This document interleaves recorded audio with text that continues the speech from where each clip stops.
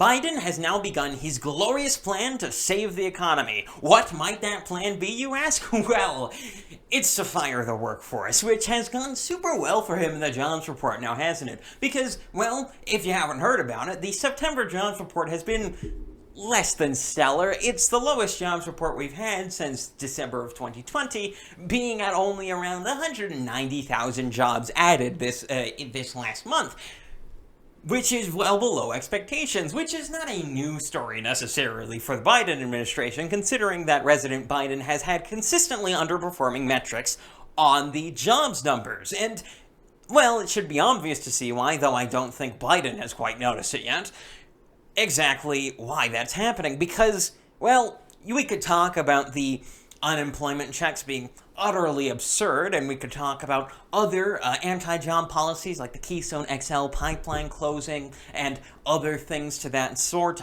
We could talk about the $3.5 trillion spending bill he's trying to put through, but one of the major ones, which is not necessarily affecting the job reports right now, but is likely to affect them in the future, happens to be the vaccine mandate, which is coming into effect very shortly, though it has gone into effect in certain private locations, privately, in certain places, and we have already seen some of the effects to that, because Southwest Airlines has been having a few issues since they have instituted their own vaccine mandate just on the October 4th. Just a few days later, you see, about 1,000 flights were canceled, which doesn't seem particularly good, and they've been blaming this on air control issues and weather patterns.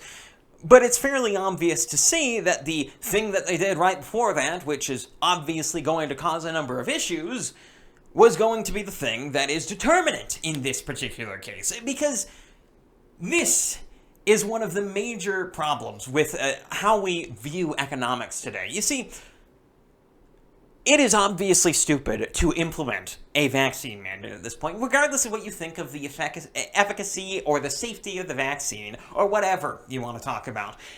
Implementing a mandate for it is simply stupid, and the reason for that is because, one, it doesn't prevent infection, it doesn't prevent transmission. All of those things are perfectly sourced by the CDC and WHO, stuff you can even say on YouTube still. But on top of that, even beyond that point, not everyone's going to take it because, well, it hasn't existed for all that long. I mean, it's only existed as an idea in people's heads for less than 2 years at this point, about 18 or so months, where we have been even in development of this particular vaccine. Not to mention how long it's been since we started testing. It's only been about a year since the Pfizer trials were beginning to start. I think it was around October when those things began. And yet we're still insistent that everyone in society should have a vaccine and should be destroyed and removed from society if they don't want to take a vaccine which has not existed for 2 years as of yet. It's simply absurd, especially when there is substantial evidence as to natural immunity, and that natural immunity is substantially better, many times so, than the vaccine, whether it be in terms of actual efficacy against reinfection, what it does in terms of long-term effects, and how long it lasts, how robust the protection is. Prior infection is much better evidence as being extremely effective than the vaccine is. And let's make it clear, the vaccine is extremely effective and all that for YouTube's sake, but it's not particularly robust. It doesn't last particularly long. I mean, it doesn't compare to something like the polio vaccine, which lasts forever. It only lasts a comparatively short 4 to 6 months in terms of its actual real-world application, if we're looking at the data and we're looking at how breakthrough cases have worked up to this point. But even still, judges will still refuse to block vaccine mandates on that basis, with a Michigan judge specifically blocking an exception, the vaccine mandate on the basis of natural immunity, which I find absurd in a number of ways because the particular policy they're talking about had medical exemptions already in place, and the medical exemption of I already am immune to it should be fairly robust as a medical exemption to taking an experimental vaccine, which, yes, it still is, no matter how much you want to say, well, it has FDA approval. Even then, that's only the Pfizer one, and also, it's not the Pfizer one on the market, it's a Pfizer one that's out in the background.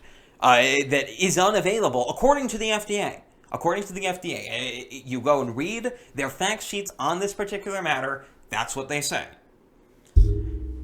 This vaccine mandate is completely absurd, and it's not just from a medical standpoint, it's from an economic standpoint, which is frankly more important to me, because I'm fairly skeptical of the idea of public health in general, which I won't get into here, but the idea that we should be firing people who are in jobs at the same time that we're having a massive labor shortage is simply absurd and insane in the highest degree, and that is frankly indicative of the entire Biden administration. His policies have been exactly wrong in almost every single instance. Every time when he's had the chance to make a decision and actually do something of his own accord, or frankly of his retainer's accord, he has always chosen the exact wrong position to have, whether it be Afghanistan, or the border crisis, or this vaccine mandate. They're all the same, and they all end the same way, with massive amounts of disaster. Does it mean the country's over?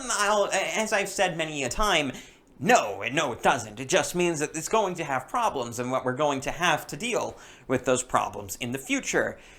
And that's where I'm going to leave you guys off. If you enjoyed that video, do subscribe down below and check me out on other platforms. Go check out my BitChute. I'm over there. I'm also on Odyssey. I'm on Rumble. I'm on Bryan, and I'm also on Minds, Gab, and now Getter, if you want to check me out there. All of those links are down in the description. I'm KelKidman. This has been Breaking on the Daily, and I'm out.